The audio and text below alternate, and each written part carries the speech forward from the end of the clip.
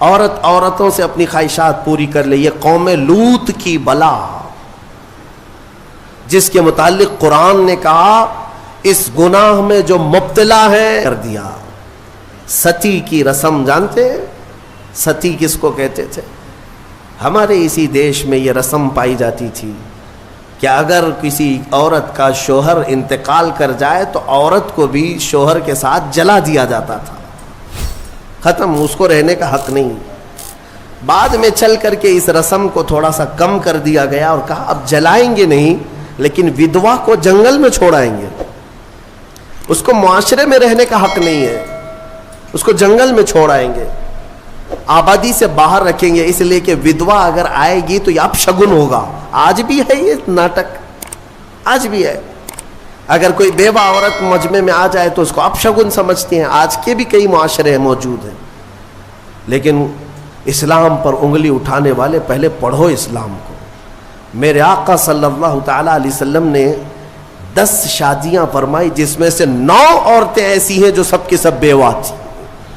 بیوہ کو میرے آقا صلی اللہ تعالی علیہ وسلم نے نکاح کے ذریعے سے اپنا کر کے دنیا کو یہ بتایا کہ بیوہ اپشگن نہیں ہوتی، بلکہ اگر تم نے اس کو اپنا لیا تو اس کی بدولت اللہ تمہاری دعائیں قبول کرتا. بیوہ کو اس طرح سے نکال کر کے باہر کر دینا، یہ سب مجھے حیرت ہوتی ہے. آج وہ لوگ ہمیں عورتوں کے حقوق سکھانے آئے ہیں جو کتنی تو عورتوں کو جلا دیے، کئی عورتوں کو بے یار و مددگار چھوڑ دیا، زندگی پر ان کے لیے شادی کرنا حرام کر دیا. ایک بار شوہر مر گیا تو دوسری بار شادی نہیں کرنا. وہ لوگ ہمیں عورتوں کے حقوق سکھا رہے ہیں کہ عورتوں کے حقوق کیا ہوتے ہیں. جو زنجیریں ڈال کر کھینچتے تھے وہ ہمیں عورتوں کے حقوق سکھا رہے ہیں. حیرت نہیں ہے؟ یہ مسئلہ ایسی ہی ہے کہ اگر شیطان آپ کو نماز کے لیے بلانے آ جائے، اس سے یہ پوچھو تم کب سے شریف ہو گئے. تو یہ دنیا ایسی ہے جنہوں نے عورتوں پر ظلم کا ایک ننگا ناچ ناچا ہے، اور وہ ہمیں آج بتاتے ہیں ویمنز رائٹس ہیں، عورتوں کے حقوق ہیں. عورتوں کے حقوق الحمدللہ میرے مصطفیٰ نے بتائے. کل بھی میں نے بتایا تھا اگر گھر میں بیٹی پیدا ہو تو رسول پاک صلی اللہ علیہ وسلم نے اسے جنت کی بشارت عطا کی. اور پھر اتنا ہی نہیں، اسی خاتون کو ہی تو دیکھیں اللہ کے حبیب صلی اللہ علیہ وسلم نے، بڑی ہو گئی، اگر اس کے بچے ہو گئے تو بچوں کو کہا گیا تیری ماں کے قدموں کے نیچے تیری جنت ہے. الجنت تحت اقدام الامہات، ماؤں کے قدموں کے نیچے جنت بنا دیا. کون ہے اس قدر بلند مقام عورتوں کو؟ کس نے دیا؟ اسلام نے دیا. عورتوں کے حقوق کے سلسلے میں جو واویلا مچاتے ہیں، ایکویلٹی نہیں ہے اسلام میں، برابری نہیں ہے. برابری کا مطلب وہ لوگ یہ سمجھتے ہیں کہ عورت کو کھلے عام آزاد چھوڑ دینا چاہیے، اس پر کوئی پابندی نہیں ہونی چاہیے. باہر نکال کر کے لاؤ، کپڑے اتار کر کے لاؤ، اس کے چھوٹے کپڑوں پر کچھ بھی بات مت کرو. اس کو وہ ایکویلٹی کہتے ہیں، یہ برابری ہے. مرد جب باہر گھوم سکتا ہے تو عورت کیوں نہیں گھوم سکتی؟ ان کا مطلب یہ ہے کہ مرد اگر ایک سے زیادہ عورت سے شادی کر سکتا ہے تو عورت کیوں نہیں کر سکتی؟ یہ بھونڈے اعتراضات ان کے لیے، یہ بے سر و پیر کے اعتراضات سوالات ہوتے ہیں. میں ان کو ایک اچھا مشورہ دیتا ہوں، عورتوں سے برابری کرنا ہے. ظاہر سی بات ہے برابری ہر چیز میں ہونی چاہیے، ہر چیز میں ہونی چاہیے. عورتوں کے ساتھ برابری کرنے میں شادی کر لو، 1 سال بچہ وہ جنے گی، دوسرے سال تم بچہ جنو. 1 سال وہ حمل کی تکلیف اٹھائے گی، دوسرے سال تم حمل کی تکلیف اٹھاؤ. بھائی ساری تکلیفیں عورت کو ہی کیوں؟ ہو سکتا ہے یہ پاسبل ہے. تو تمہیں پتہ ہونا چاہیے کہ ہر مخلوق کی اللہ نے کچھ خصوصیات رکھی ہیں. مرد کی اپنی خصوصیات ہے، عورت کی اپنی خصوصیات ہے. ان کی بناوٹ میں بھی اللہ تبارک و تعالیٰ نے فرق رکھا ہے. مرد کے ہاتھ عورت کے ہاتھ کی طرح نہیں، مرد کا جسم عورت کے جسم کی طرح نہیں. ساری چیزوں میں فرق موجود ہے. اسی لیے قرآن نے مردوں کو کمانے کا حکم دیا اور عورت کو امور خانہ داری اور بچوں کی تربیت کا حکم دیا. جس کی جیسی کیٹیگری ہے ویسے اسلام نے حکم دیا. اس چیز کو لے کر کے یہ اسلام پر اعتراضات کرتے ہیں آج پاکستان کی سڑکوں پر کچھ عورتیں بینر لے کر کے اتری اور اس بینر پر یہ لکھا ہوا ہے کہ میرا جسم میری مرضی، کہ ہمیں آزاد چھوڑ دیا جائے، چار دیواری ہمارا گھر نہیں ہے، پوری دنیا ہماری ہے۔ یہ وہ جانور عورتیں ہیں جنہیں جنگل چاہیے، جنگلیوں کی طرح سے وہ زندگی جینا چاہتی ہیں۔ یہ سارے خیالات کس نے ان کے ذہنوں میں ڈالے؟ یہ وہی دنیا جو ہمارے معاشرے کو تباہ و برباد کرنا چاہتی ہے۔ میں اپنی بچیوں سے کہنا چاہتا ہوں، ان کے میٹھے چپڑے نعروں میں مت آنا، یہ تمہیں کہیں کا نہیں چھوڑیں گے۔ آج جاؤ یورپ کو جا کر دیکھ لینا، امریکہ کو جا کر دیکھ لینا، وہاں پر پورا نظام درہم برہم ہے۔ جو پوش کہتے ہیں نا، وہ صرف اور صرف پیسے میں پوش یا پھر عیاشی میں پوش نظر آتے ہیں۔ اخلاق جو انسان کے ہیں وہ مر چکے ہیں۔ پرسنٹیج کے اعتبار سے دیکھا جائے تو اب میں ایگزیکٹ نہیں بتا پاؤں گا، لیکن بہت زیادہ پرسنٹ ایسا ہے کہ وہاں شادی کا نظام ہی ختم ہو چکا ہے۔ شادی کا نظام ہی نہیں۔ لڑکا کسی بھی لڑکی کے ساتھ زندگی گزارتا رہے، بچہ ہو جائے، دو ہو جائے، اس کے بعد دونوں کہتے ہیں اب شادی کر لیں ہم لوگ۔ ایک دو بچے ہونے کے بعد پلان کرتے ہیں کہ شادی کر لیا جائے، اس وقت تک شادی ہی نہیں ہوتی۔ اگر انڈرسٹینڈنگ ٹھیک رہی تو آگے شادی کر لیں گے 2 بچے کے بعد، نہیں تو پھر چھوڑ کر کے پھر کسی اور کے ساتھ۔ وہاں کے اکثر بچوں کو یہ پتہ ہی نہیں ان کا اصلی باپ کون ہے، 2 3 کے ساتھ اس طرح کی زندگیاں گزرتی رہیں۔ میرا دین یہ نہیں ہے، میرے دین کی خصوصیت یہ ہے کہ اسلام نسب کی حفاظت کرتا ہے، نسب کی حفاظت کرتا ہے۔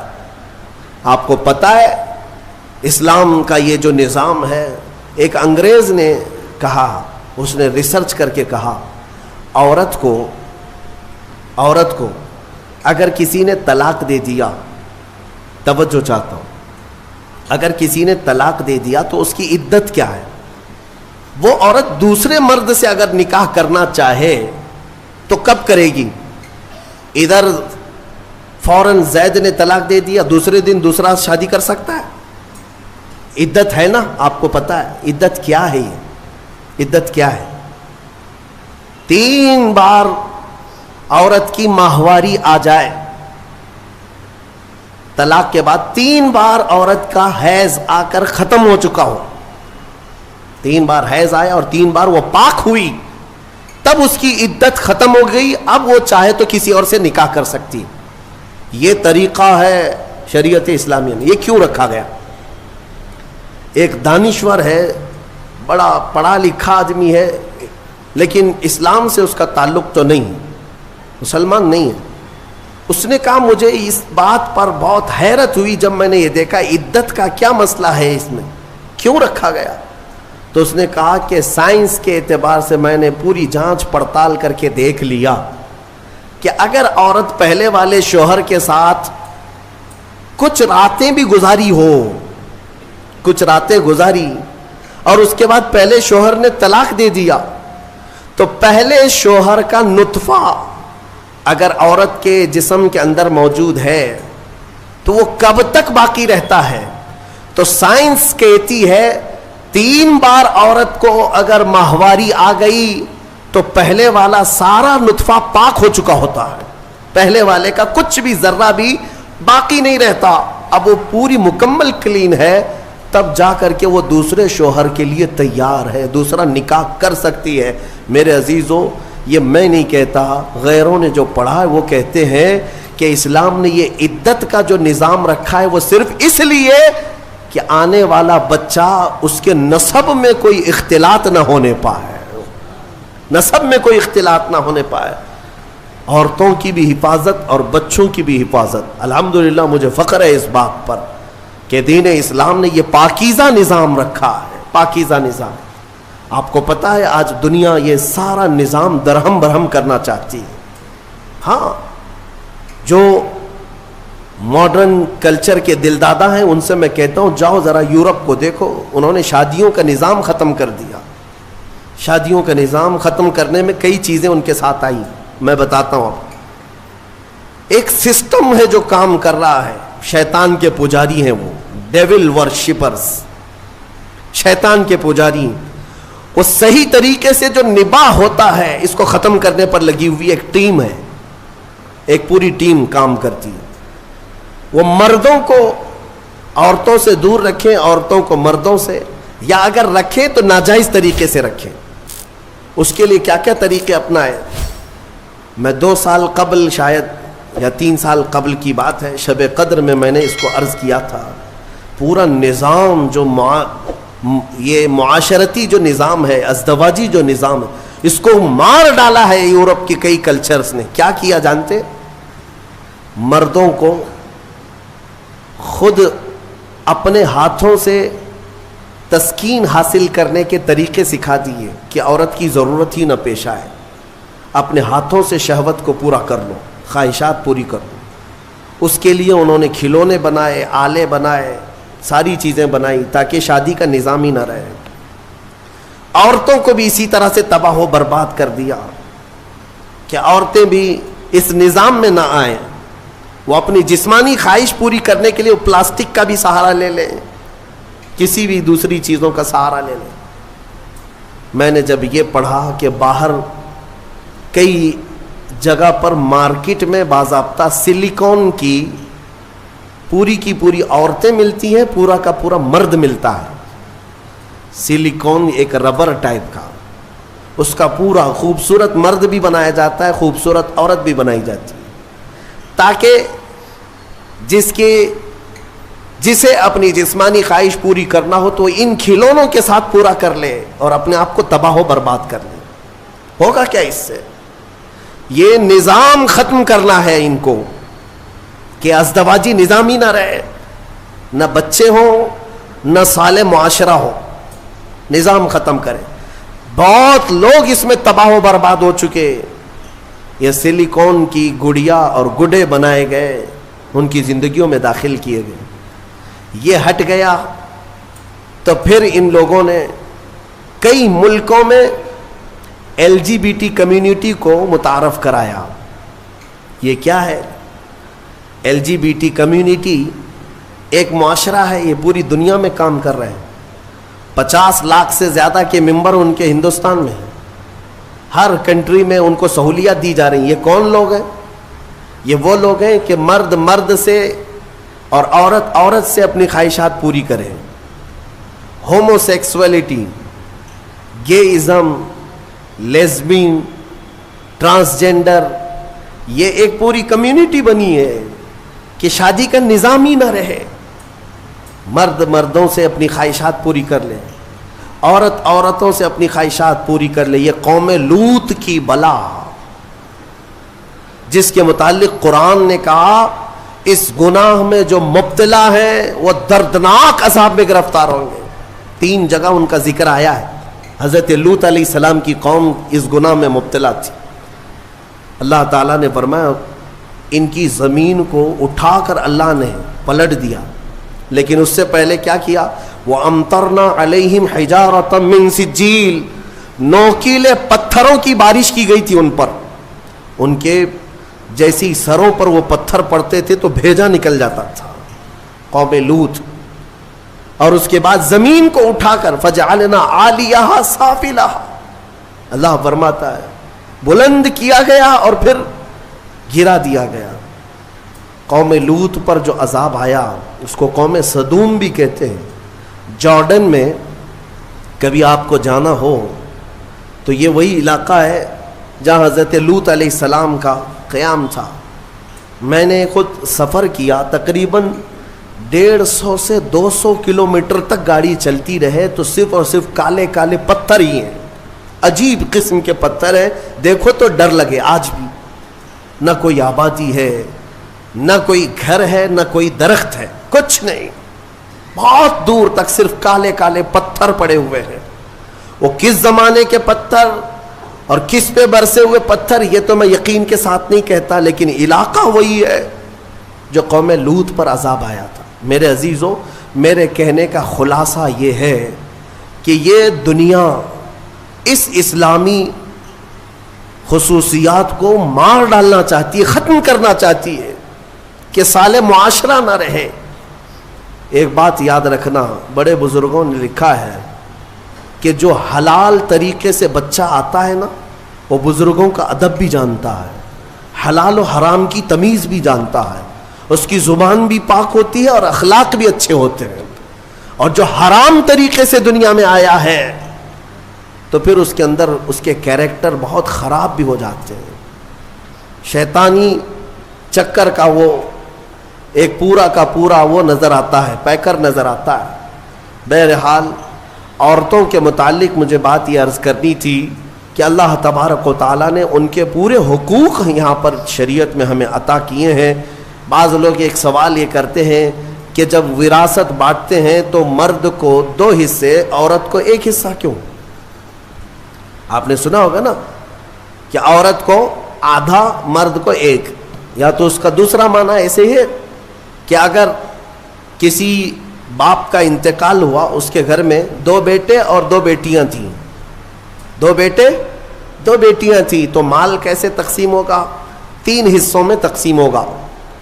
ایک حصہ دونوں بیٹوں کو دیا جائے گا اور ایک حصہ جو بچہ ہے وہ آدھا آدھا لڑکیوں میں دیا جائے گا، آدھا آدھا دونوں لڑکیوں کو دیا جائے گا۔ یعنی 4 اولاد تھی تو 3 حصوں میں بانٹا جائے گا، ایک حصہ لڑکے کو اور آدھا آدھا لڑکی کو۔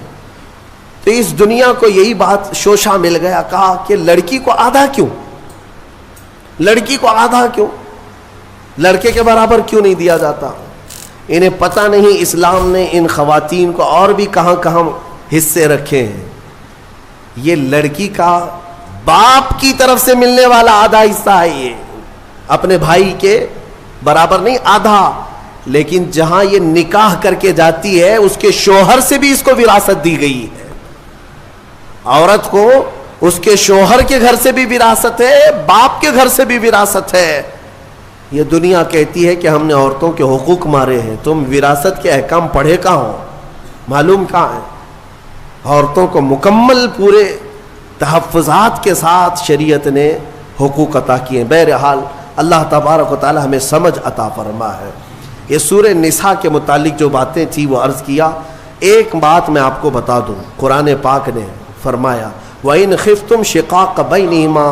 اکثر ایسا ہوتا ہے کہ شوہر بیوی میں جھگڑے ہوتے ہیں، اور ان جھگڑوں کا ذکر قرآن میں جب آیا ہے کہ اگر تمہیں خوف لگتا ہے کہ دونوں میں نہیں نبھ پائے گا، دونوں جم نہیں رہی ہے، شوہر کی اور بیوی کے ساتھ، بیوی کی شوہر کے ساتھ، کئی زندگیاں ایسی ہیں روز لڑائیاں، روز جھگڑے، یا پھر آگے نہیں چلنے جیسی صورت بنتی ہے، تو کیا کرے؟ اللہ فرماتا ہے فَبْعَثُوا حَكَمًا مِّنْ أَهْلِهِ وَحَكَمًا مِّنْ أَهْلِهَا۔ اللہ تعالیٰ نے فرمایا عورت کی طرف سے ایک سمجھ بوجھ رکھنے والا آدمی آئے اور مرد کی طرف سے بھی ایک سمجھ بوجھ رکھنے والا آدمی آئے۔ ان یریدا اصلاحا یوفق اللہ بینہما۔ اگر دونوں خاندانوں سے ایک آدمی بیٹھ گیا اور ان دونوں کی نیت اصلاح کی ہے تو رب فرماتا ہے اللہ ان کے دلوں میں محبت پیدا کرے گا۔ ہاں، یہاں تو لڑکی کی اماں پہلے سے بیٹھی ہوئی نہیں، طلاق ہی چاہیے میری بیٹی کو، واپس بھیجو گھر۔ اصلاح کی نیت کا ہے۔ آدھی لڑکیوں کے گھر کو توڑنے میں ان کی ماؤں کا ہی ہاتھ ہے، زبردستی کا۔ میرے عزیزو، شادی کے بعد ایک زندگی جو ہے یہ کیسی ہے؟ شوہر اور بیوی دونوں کو قرآن نے کہا ہن لباس لکم وانتم لباس لہن۔ عورتیں تمہارے لیے لباس ہے اور تم عورتوں کا لباس۔ لباس سمجھتے ہیں نا کیوں پہنا جاتا ہے؟ لباس بدن چھپانے کے لیے پہنتے ہیں، ٹھنڈی گرمی سے بچنے کے لیے پہنتے ہیں۔ تو تم عورتوں کا لباس ہو، اس کا مطلب یہ ہے کہ عورتوں کے عیبوں کو تم چھپاؤ گے اور تمہارے عیبوں کو عورتیں چھپائیں، ایک دوسرے کے عیب کو باہر نہیں نکالے۔ اور اسی طرح عورتوں کی تکلیف آئے تو تم سہارا بن کر کھڑے ہو جاؤ، اور مرد کی تکلیف آئے تو عورت سہارا بن کر کھڑی ہو جائے۔ ماں خدیجۃ الکبریٰ رضی اللہ تعالی عنہا کی زندگی کو دیکھیں، حضور پاک صلی اللہ تعالی علیہ وسلم سے جو وفا تھی، محبت تھی۔ اللہ، حضور غار حرا سے جب اترتے، دوپہر کا وقت ہو، غار ہرا 3000 فٹ اونچا پہاڑ ہے.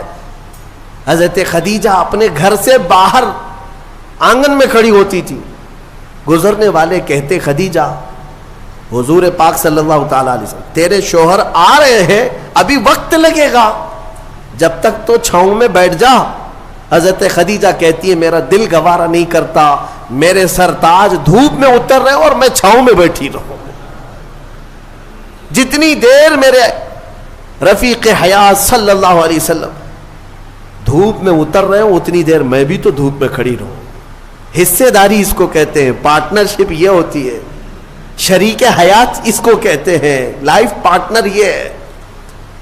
حضرت خدیجہ کا جب انتقال ہوا میرے آقا کو اتنا غم ہوا, اتنا غم, پورے سال کا نام رسول پاک نے عام الحزن رکھا. یہ غم کا سال ہے جس سال ام المومنین کا انتقال ہوا. اور وہ عجیب لمحہ تھا جب سیدہ کائنات فاطمۃ الزہرا سلام اللہ علیہا حضور کی بارگاہ میں تھی. چھوٹی عمر تھی جب حضرت خدیجہ کا انتقال ہوا, حضرت فاطمہ بہت چھوٹی تھی. حضور پاک صلی اللہ علیہ وسلم نے بلایا, حضرت فاطمہ سے محبت کیا اور کہا فاطمہ تیری ماں کے انتقال سے پہلے تیری ماں نے کچھ کہا تھا, کوئی خاص بات جو مجھے نہ کہی؟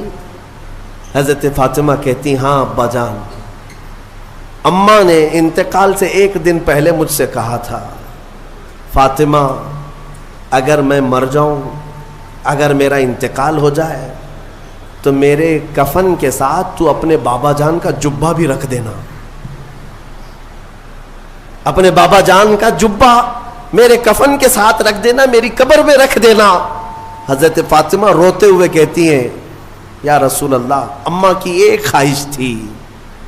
حضور اکرم صلی اللہ تعالی علیہ وسلم کی آنکھوں میں آنسو آ گئے اور میرے آقا نے فرمایا فاطمہ قسم رب ذوالجلال کی تیری ماں نے میرا جبہ ہی پوچھا, قسم رب ذوالجلال کی اگر خدیجہ یہ کہتی تو میں اپنے جسم کی چمڑی بھی اتار کر دیتا, اگر وہ جلد مانگتی تو میں اپنے جسم کی چمڑی بھی اتار کر کے اس کو دیتا. یہ ہے ازدواجی زندگی کی محبت. شوہر بیوی ایک دوسرے کو تان و تشنی کرتے رہے, عورت شوہر کے غائبانہ میں خیانت کرتی رہے, تو یہ کون سے لائف پارٹنر ہیں, کون سے شریک حیات ہے؟ اعتماد کے رشتے کا نام ایک نکاح ہے, اعتماد ہو. شوہر اپنی بیوی پر شک کرتے ہوئے کب تک جی سکتا ہے؟ عورت اپنے مرد پر شک کرتے ہوئے کب تک جی سکتی ہے؟ شک کی دیوار ایسی خطرناک ہے جس کا علاج بھی نہیں بلکہ یہ زندگیاں توڑ دیتی ہیں. قرآن کہتا ہے اگر دونوں میں اصلاح کا ارادہ ہے تو اللہ دونوں میں محبت پیدا کرے. یہ میرے آزمائی ہوئی بات ہے. اسی جگہ پر میں آپ کو بتاؤں, اسی جگہ پر لیٹر لے کر کے 2 لوگ ہمارے پاس آئے تھے جس پر پورا مضمون تھا کھلا نامہ, کھلا چاہیے, شادی ہو کر 1 سال ہو گیا, کھلا نامہ, اور سب تیار ہے ہمارے سامنے, بس ہمیں گواہ بنا کر سائن لینا ہے. ہم نے جانچ پڑتال کی کہ 1 سال کے اندر ایسا کیا دیکھ لیا کہ کھلا کے لیے آ گئے ایک دوسرے کو. بس کچھ بھی نہیں ہے. عورت جب بھی کچن میں جاتی ہے تو اسے کچھ تکلیف ہوتی ہے, اور ہماری اماں کہتی ہے کہ اس پہ اثرات ہیں, جنات ہیں, اس پہ آسیب ہے, گھر میں کہاں اس کو رکھیں گے.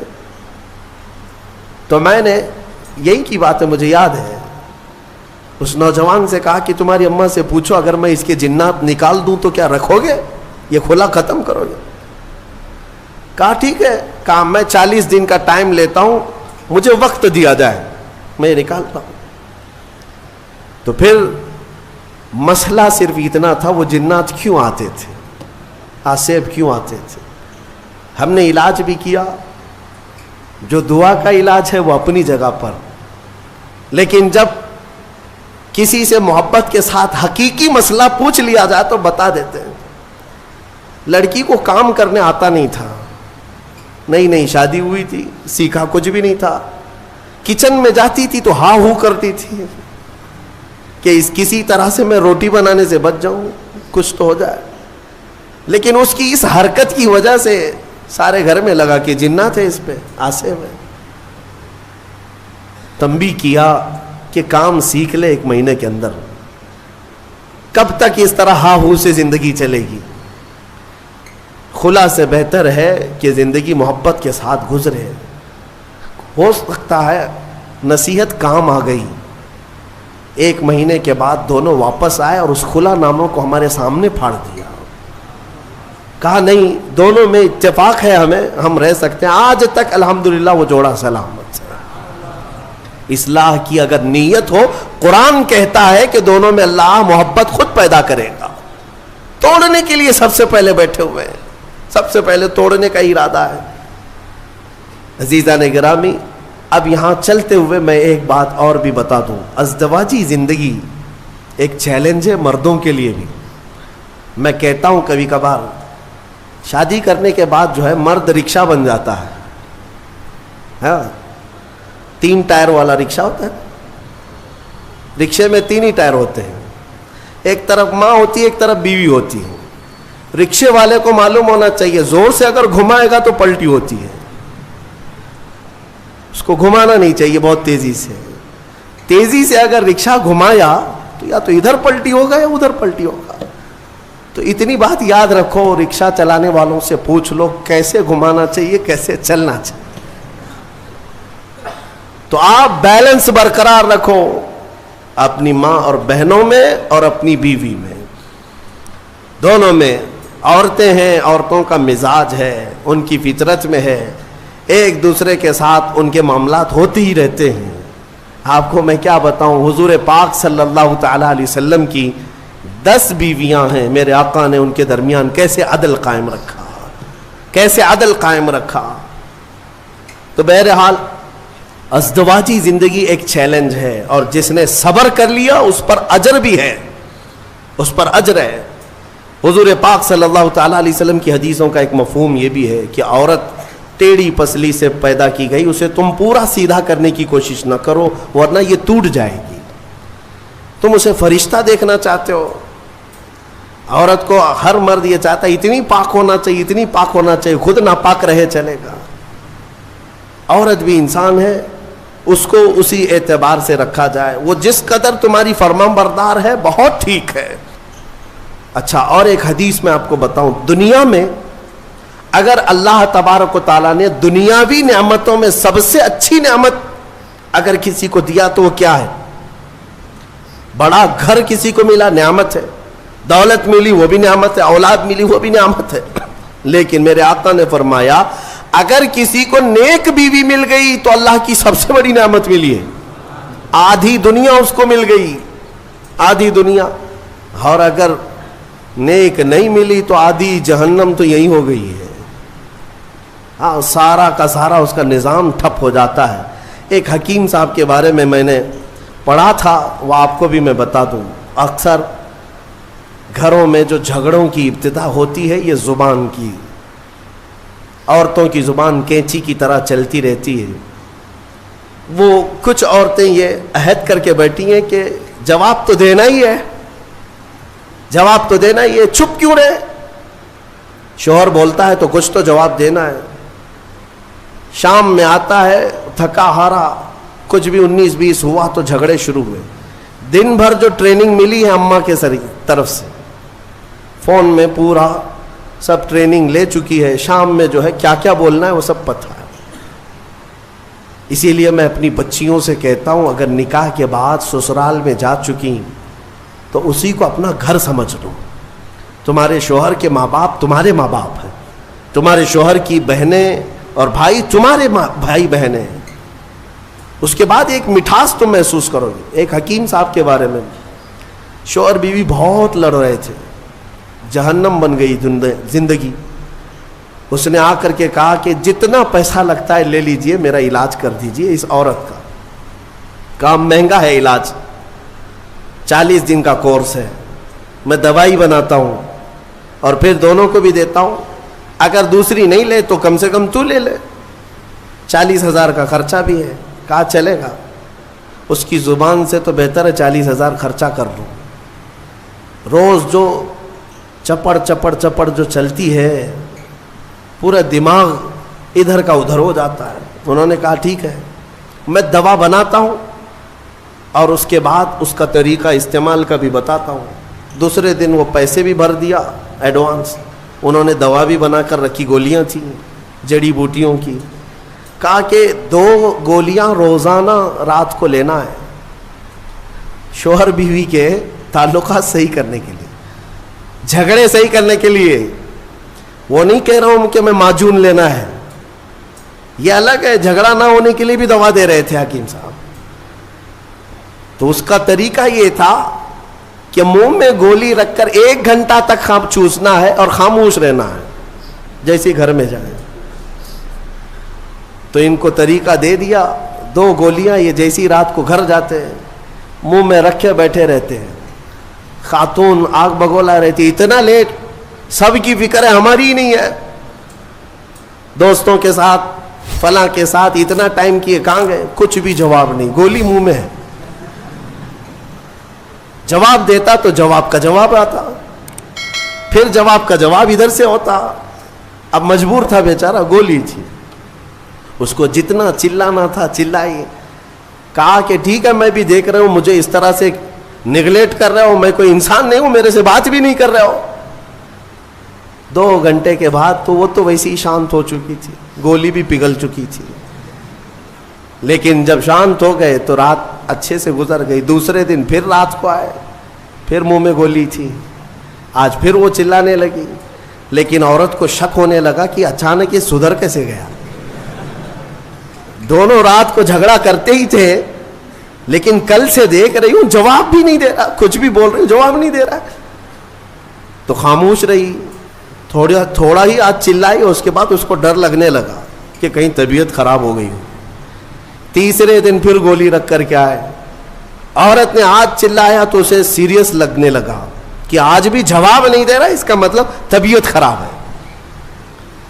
करीब आई और कहा, अरे मेरे सरताज बताओ तो सही, क्या तकलीफ है आपको? 2 दिन से बिल्कुल मुंह चुप करके बैठे हो घर में, रौनक खत्म हो गई घर की, कुछ तो बोलो। कहा ना, गोली है मुंह में। काफी देर तक, 1 घंटा 2 घंटा, तो तीसरे दिन जो है जब बात ही नहीं किया, खामोश, तो औरत की तबीयत बेकरार हो गई सीधे। देखिए मैं आपको बताता हूँ, ये झगड़े होते हैं लेकिन मोहब्बत अंदर रहती है।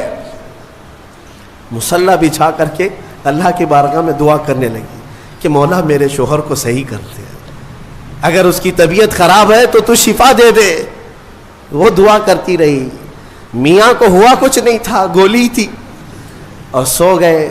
चौथे दिन वो पैर पकड़ कर बैठी, बताओ तो सही, पैर दबाऊं कि सर दबाऊं, क्या खिदमत करूं, क्या खाना पसंद करोगे, मीठा लोगे, फलां क्या बनाऊं तुम्हारे लिए।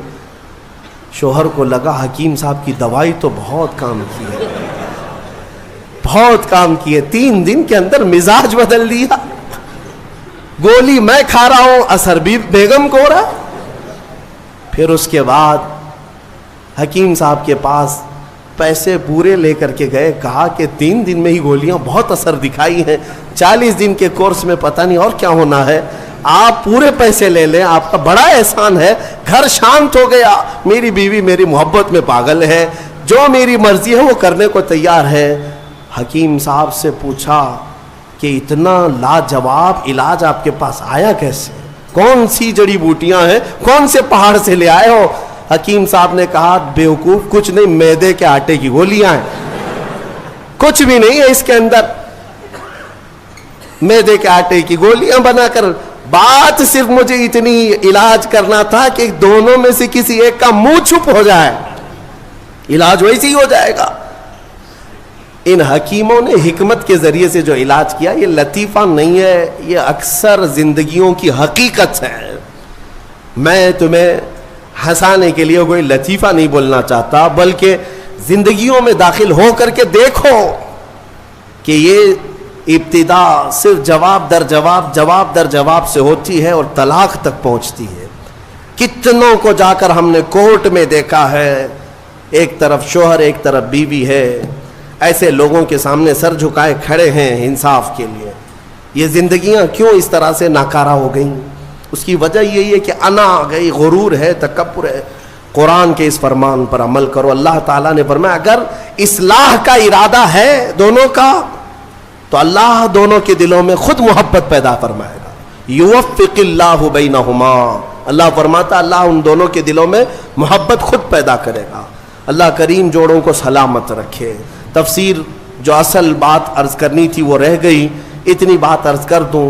مصطفیٰ کریم صلی اللہ تعالیٰ علیہ وسلم کے متعلق قرآن کی یہ آیت آئی ہے، فلا وربک لا یؤمنون حتی یحکموک فیما شجر بینہم.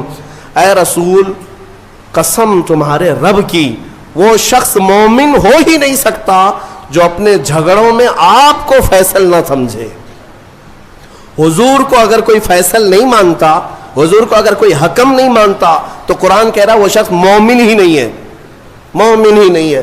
کئی لوگوں کو ایسے ہم نے دیکھا ہے، کہتے ہیں ایسی ہم شریعت نہیں مانتے، ہاں ہم یہ حدیث قرآن نہیں مانتے. نعوذ باللہ یہ جملہ کفریہ ہے، کافر ہو گئے، اسلام سے نکل گئے کسی نے اگر ایسا کہا.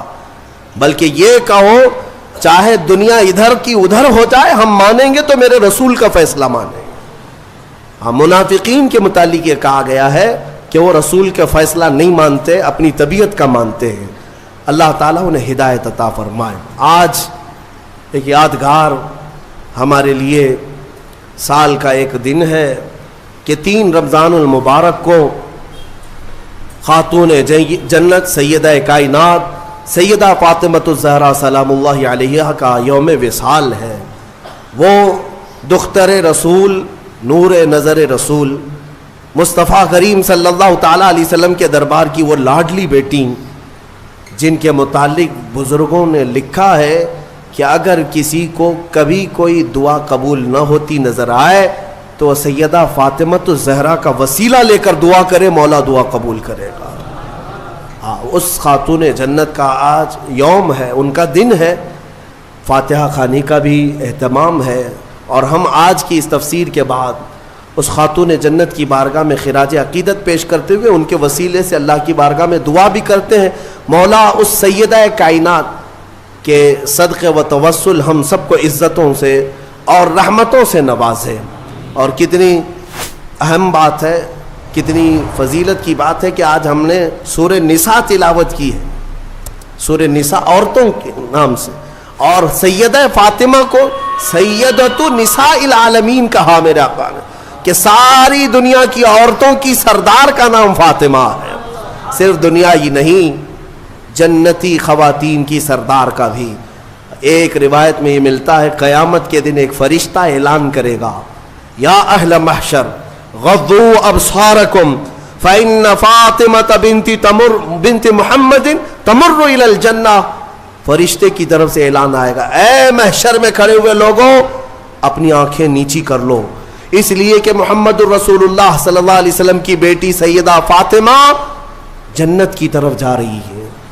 جب وہ جنت کی طرف جا رہی ہوں گی 70,000 عورتوں کے جھرمٹ میں، 70,000 خواتین کے جھرمٹ میں، اس وقت بھی یہ اعلان ہوگا کہ اپنی آنکھیں نیچی کر لو. تو آپ اندازہ کریں ان کا مقام و مرتبہ کیا ہے. قیامت کے دن ان کا مقام اعلان کے ساتھ بتایا جائے گا. مولا کریم کہنے سننے سے زیادہ عمل کی توفیق عطا فرمائے اور ہماری عورتوں کو کنیزان فاطمہ میں شامل فرمائے.